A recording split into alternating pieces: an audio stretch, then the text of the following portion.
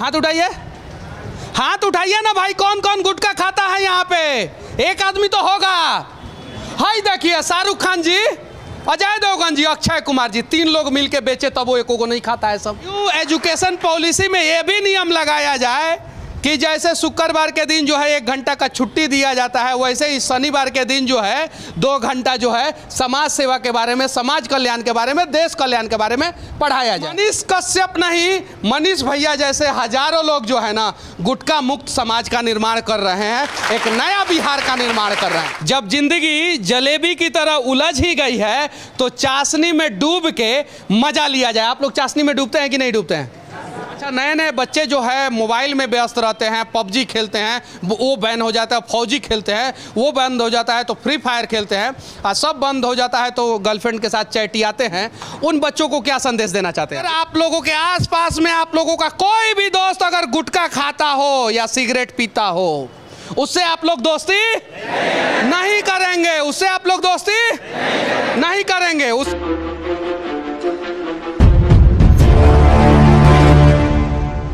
आज मैं एक कहानी बताने जा रहा हूं, जिस कहानी को जो है सिर्फ और सिर्फ बिहार के युवाओं को नहीं, सिर्फ देश के युवाओं को नहीं, पूरे दुनिया के युवाओं को सुननी चाहिए और देखनी चाहिए।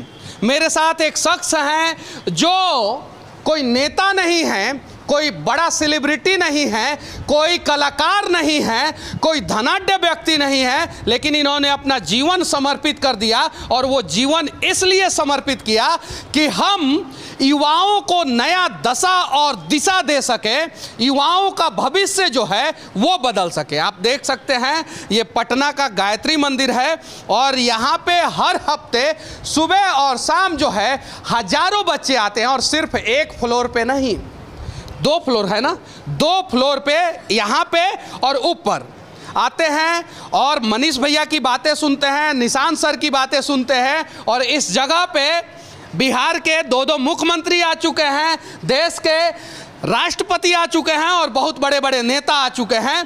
क्यों? क्योंकि ये वैसा काम ही करते हैं। और ये साधारण व्यक्ति जो है आज अपने संघर्षों की कहानी बताएंगे और किस प्रकार से बिहार के विकास में, बिहार के बदलाव में अपना योगदान दे रहे हैं, साथ ही किस प्रकार से युवाओं को मोटिवेट करके जो है सही रास्ते पे ला रहे हैं, वो सारी चीज़ें बताएंगे। साथ में निशांत सर भी हैं जो पीछे हैं, थोड़ा सा आगे आ जाए, इनसे भी हम लोग पूछेंगे और जानने का प्रयास करेंगे।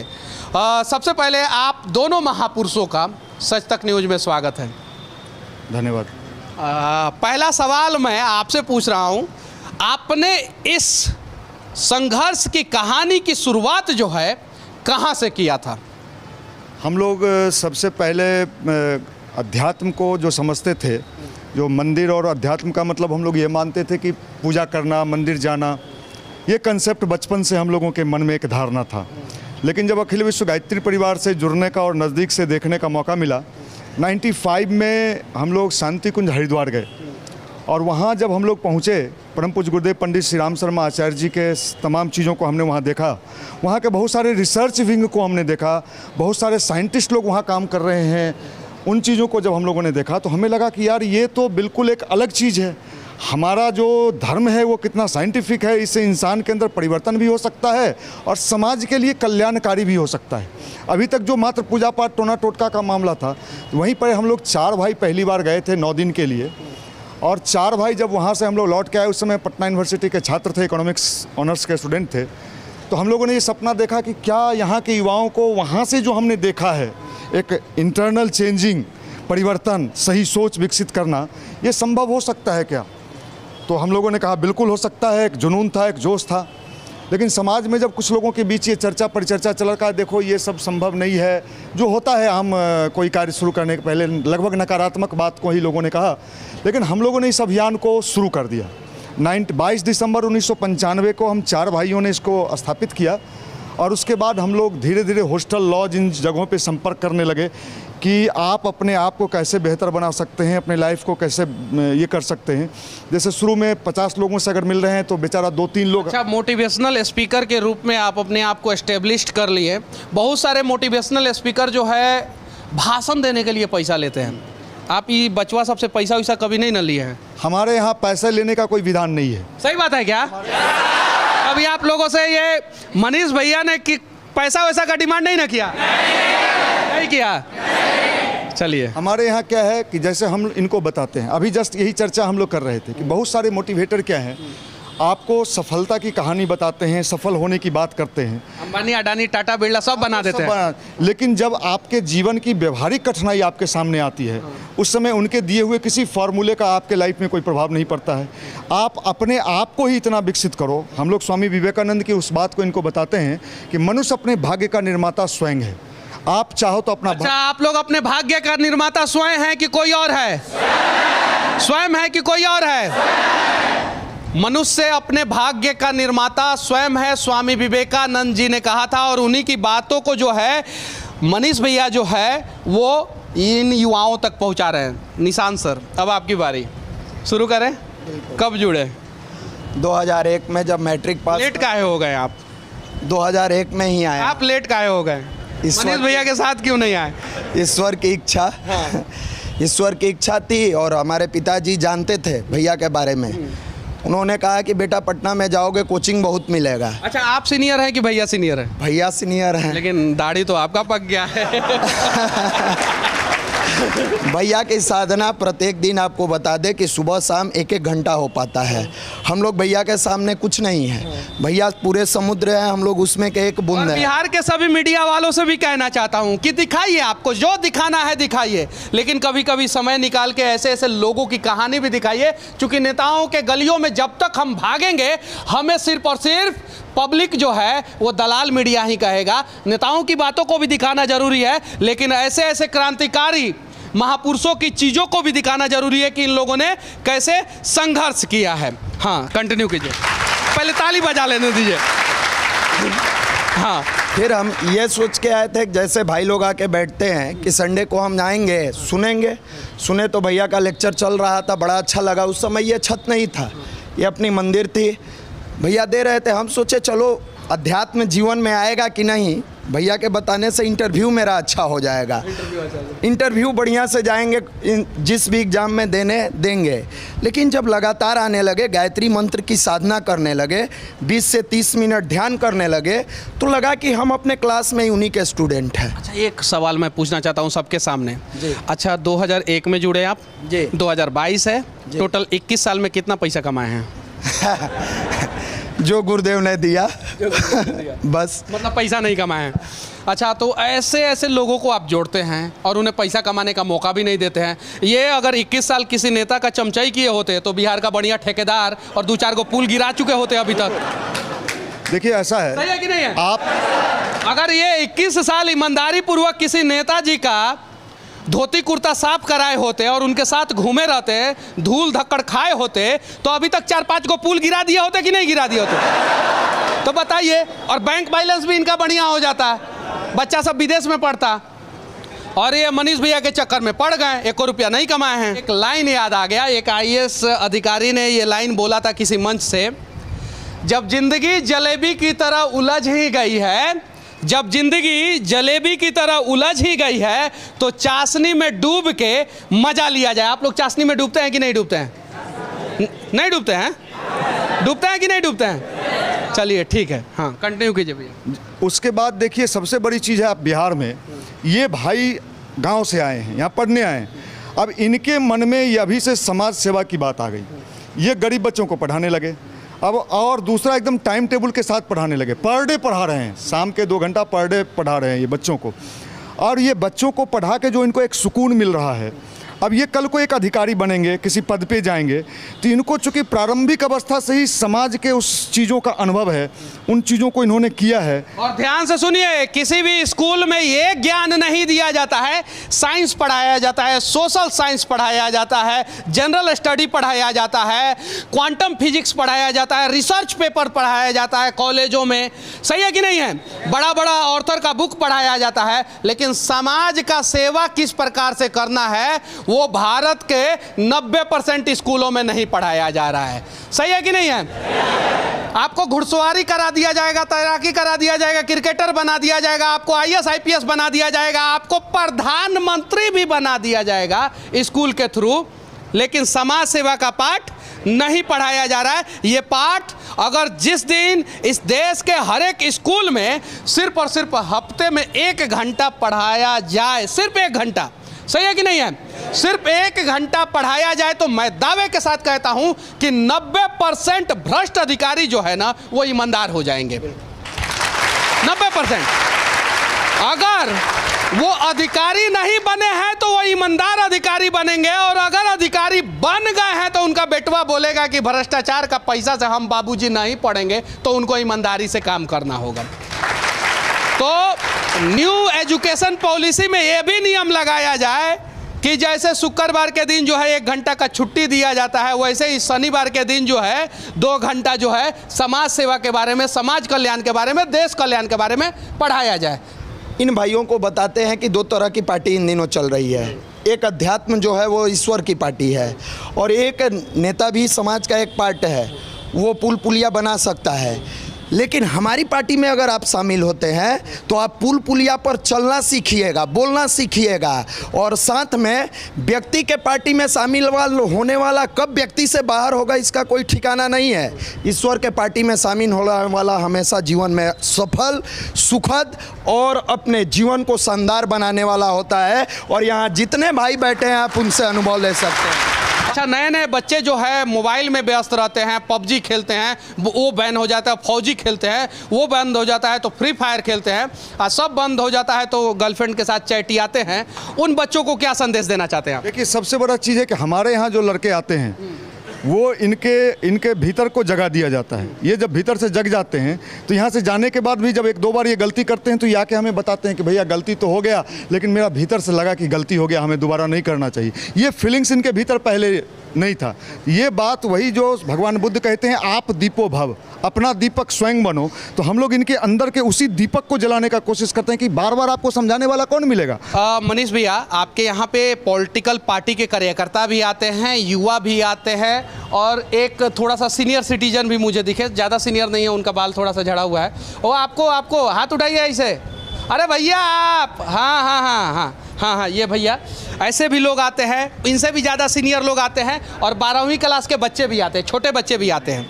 ठीक है, इन सभी को एक साथ एक प्लेटफॉर्म पे कैसे मैनेज कर पाते हैं आप? देखिए क्या है, एक तो आप ये समझ लीजिए कि हमारे यहाँ जो अध्यात्म की शक्ति है, तो अध्यात्म की शक्ति मात्र कुछ कहने सुनने की शक्ति नहीं है, रियल में इसके भीतर शक्ति है। जैसे हम लोग अब्दुल कलाम जी को हमने पढ़ा है, तो अब्दुल कलाम जी की बहुत सारी चीज़ों को जब विंग्स ऑफ फायर और तेजस्वी मन किताब में उन्होंने लिखा है कि आध्यात्मिक शक्ति आपके आचरण, आपके व्यवहार, आपके तमाम चीज़ों को देखता है। हम लोग तो कोई विशेष ऑफिस में बैठे हुए हैं और VIP मुद्रा में हैं, ऐसा हम लोगों के अपना व्यक्तिगत आचरण भी ये लोग देखता है कि अच्छे भैया लोग हैं, ऐसे सामान्य रूप में रह रहे हैं, ना ये गुटखा खा रहे हैं, ना बीड़ी पी रहे हैं। अच्छा, ये सभी गुटखा नहीं खाते हैं?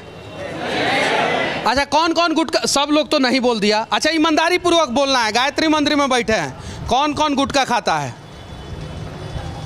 हाथ उठाइए, हाथ उठाइए ना भाई, कौन कौन गुटखा खाता है यहाँ पे? एक आदमी तो होगा। हाय देखिए, शाहरुख खान जी, अजय देवगन जी, अक्षय कुमार जी, 3 लोग मिलके बेचे तब वो एको को नहीं खाता है सब। ये देखिए, और ये है हमारा बदलता हुआ बिहार। और देखिए, बिहार के सभी युवा हैं, हजारों बच्चे हैं, मंदिर में बैठे हैं, और इसमें से कोई भी बच्चा जो है गुटखा नहीं खाता है। अब 3 गो के जगह पे 30 गो बॉलीवुड का कलाकार जो है गुटखा बेचेगा, शराब बेचेगा, तब वो उसका असर जो है बिहार में नहीं होने वाला है। सही है कि नहीं है? एक और काम करना है आप लोगों को कि अगर आप लोगों के आसपास में आप लोगों का कोई भी दोस्त अगर गुटखा खाता हो या सिगरेट पीता हो, उससे आप लोग दोस्ती नहीं करेंगे, उससे आप लोग दोस्ती नहीं करेंगे, उससे आप लोग दोस्ती नहीं करेंगे, नहीं करेंगे ना, नहीं करेंगे ना, नहीं करेंगे ना। हाँ, अब अक्षय कुमार जी वो तलवार लेके आइए, ऐसे ऐसे भाजिए, प्रचार कीजिए, और अमिताभ बच्चन जी महानायक प्लस पोलियो का ड्रॉप आप लेके देश के लोगों को कितना पिलाए वो हमको नहीं पता है, लेकिन बिहार को हम एंटी गुटखा तो जरूर बनाएंगे। सही है कि नहीं है? बार एक शो में कपिल शर्मा ने कहा था, उस समय मुझे बहुत बुरा लगा था। मैं उस समय कपिल शर्मा का विरोध करना चाहा, लेकिन उस समय मेरी औकात थोड़ी छोटी थी। उसने कहा था कि जब बिहार में जाते हैं तो अधिकारी से पूछते हैं कि ये कमुआ होगा, तो वो बोलता मतलब मुंह में गुटखा है, पान है, तो वो क्या बोले क्या नहीं बोले पता ही नहीं चलता है। बिहार में जब जाते हैं पूछते हैं कि हमको वहाँ जाना है, एड्रेस बताइए, तो मुंह में पानी लगे और वो बिहार अब जो है धीरे धीरे बदल रहा है। अक्षय कुमार जी एक बार थोड़ा सा बिहार में आ जाइए, अजय देवगन को साथ में लेके आइएगा, और तीसरा खिलाड़ी शाहरुख खान हकला जी वो भी साथ में आइएगा, और तीनों आदमी जो है ना वो मिल के गुटखा बेचेंगे तो भी नहीं बिकने देंगे, क्योंकि मनीष कश्यप नहीं, मनीष भैया जैसे हजारों लोग जो है ना गुटखा मुक्त समाज का निर्माण कर रहे हैं, एक नया बिहार का निर्माण कर रहे हैं। एक बार आप लोग शाहरुख खान के लिए नहीं, अजय देवगन के लिए नहीं, अक्षय कुमार के लिए नहीं, अमिताभ बच्चन के लिए नहीं, मनीष भैया के लिए ताली बजाइए एक बार। और ऐसे बदलेगा हमारा बिहार, और हमारे बतुआ से ज़्यादा इन लोगों का तलिया सुनाई दे रहा है, और ये लोग दिल से बजा रहे हैं, हालांकि एक दो आदमी नहीं बजाता होगा। ये कारवां आपने तो शुरू कर दिया, लेकिन कब तक शुरू रखेंगे? ये तो 27 साल से लगातार चल रहा है, और देखिए अभी तक तो हम कभी ना थके हैं ना हारे हैं। अब आदमी थक जाता है काम करते करते, अभी जस्ट इन लोगों को हम बता रहे हैं हम तो थके ही नहीं हैं। और इन लोगों को हमने ये भी बताया है कि बहुत सारे लोग हमें ये कहते हैं कि आपको राजनीति में जाना चाहिए और राजनीति में जाकर सुधार करना चाहिए। हमने कहा कि देखो साहब, राजनीति में जाने के पहले ये जो हमारे बंदे लोग हैं ये अच्छे हो जाएं तो राजनीति ऑटोमेटिक अच्छा हो जाएगा। इनकी समझ विकसित हो जाएगी कि अगले बार भी आया था ये झूठ बोल के गया था, इस बार फिर झूठ बोलने चला आया है, तो इनकी समझ ऐसा बना दो कि राजनीति वाले को अच्छे अच्छे लोगों की दुकानें बंद हो जाए। चलिए ताली बजाइए, अच्छे अच्छे लोगों की दुकानें बंद हो जाए। अभी दो सवाल हमारा छूट गया है। एक सवाल ये है कि यहाँ पे जातिवाद नामक जहर जो है आप कब कब बच्चों में डालते हैं या नहीं डालते हैं? हमारे यहाँ जो बच्चे हैं, जो खासकर जो हमारे एक्टिव कार्यकर्ता हैं 200-250, आप इनमें से पूछ लेंगे जो हमारे एक्टिव वर्कर हैं। मंडे को हमारी एक विशेष मीटिंग होती है जिसमें 200-250 हमारे सिर्फ वर्कर होते हैं। वो बिहार के विभिन्न ज़िले, विभिन्न कस्बे, विभिन्न जाति के लड़के हैं। उनके हाथ में गंगाजल, तुलसी ये सब देकर हमने कसम खिलवाया है कि साहब जातिवाद से समाज को मुक्त कराना है। यहाँ आपको जानकारी ही नहीं मिलेगा कि कौन किस जाति से। अरे कौन किस जाति से है पता नहीं, कोई किसी को पूछता नहीं। कौन सा जाति से है भाई आप लोग? कौन सा जाति से है? चलिए ठीक है, बहुत बढ़िया आपने काम किया है। ये सबसे बड़ा चीज़ है कि इन बच्चों में, अभी देखिए हमारे एक भाई हैं, इधर आ जाइए, इधर आइए। ये भाई मधुबनी है ना, ये मधुबनी के रहने वाले हैं। इनके पिताजी का एक्सीडेंट हो गया, एक्सीडेंट में इनके पिताजी डेथ कर गए। गांव का पूरा इनका जो गोतिया लोग था, इनको कहा भोज कराओ ज़मीन बेच के। ये पटना आए हम लोगों के पास, हमने कहा कि बिल्कुल नहीं कराना है, और सारी व्यवस्था हमने पूरी कर्मकांड की सारी चीज़ जो विधि विधान होता है हिंदू धर्म में हमने यहाँ कराया। इनका ज़मीन बच गया और ये आज हमारे एक्टिव कार्यकर्ता हैं, गाँव वाला देखता रह गया। तो इस तरह की कुरीति का भी हम विरोध करते हैं। ये सब जो कुरीतियाँ हैं समाज में, मृतक भोज और इन सारे चीज़ों का हम लोग विरोध करते हैं कि साहब ज़मीन बेच के, जायदाद बेच के अगले व्यक्ति रो रहा है, आप वहाँ जाके भोजन कर रहे हो। ये हमारे गायत्री परिवार का ये भी आंदोलन है। इस तरह की कुरीतियों को भी समाज में नहीं होना चाहिए कि ज़मीन बेचवा के कोई बाप मर गया तो उसका भोजन। ताली बजाइए। इस प्रकार की कुरीति जो है कम से कम धीरे धीरे ही सही ख़त्म तो हो रही है। सर से पूछेंगे, कई गो बच्चा है आपका? मात्र एक जी। अच्छा, उस बचवा को जो है आप अपने रास्ते पे लेके आ रहे हैं या किसी करोड़पति, अरबपति, भ्रष्ट IAS IPS, भ्रष्ट नेता उसके रास्ते पे ढकेल रहे हैं? नहीं, बिल्कुल। हमारे यहाँ जितने गायत्री परिवार के सक्रिय भाई हैं, हाँ। अगर मैरिड हैं, उनके बच्चे हैं, बिना ध्यान किए वो स्कूल नहीं जाते हैं। बिना ध्यान किए वो स्कूल नहीं जाते हैं। हाँ। हम लोग ट्विंकल ट्विंकल बाद में पढ़ाते हैं, पहले ओम त्र्यंबकम यजामहे पढ़ाते हैं, ओम भूर्भुवः पढ़ाते हैं, और कभी मौका मिलेगा तो हम लोगों के जो आने वाली पीढ़ी है उससे हम आपको मिलाएंगे। वो शिव तांडव के पाठ से लेके गायत्री मंत्र, महामृत्युंजय मंत्र से लेके सरस्वती मंत्र, ये सारे चीज़ वो लोग करते हैं। हम उन्हें कहते हैं कि बेटा फिजिक्स टीचर पढ़ा देंगे, मैथ पढ़ा देंगे, फिजिक्स पढ़ना ज़रूरी है, मैथ पढ़ना ज़रूरी है, इंग्लिश ज़रूरी है, लेकिन उससे पहले जीवन की पढ़ाई पढ़ना सबसे बड़ी जरूरी है। और उससे पहले संस्कार की पढ़ाई पढ़ना सबसे जरूरी है। बाकी ये संस्कार की पाठशाला गायत्री परिवार मंदिर से हमारा ये प्रयास और इन लोगों का ये काम तथा इन भाइयों का जो है प्रयास कैसा लगा कमेंट करके ज़रूर बताना, और हो सके तो एक बार 1 घंटे के लिए ही सही यहाँ पे ज़रूर आना। और नेताजी लोग थोड़ा दूर रहिएगा लोग, नहीं तो आपके कार्यकर्ता कोई लोग भटका सकते हैं। जय हिंद।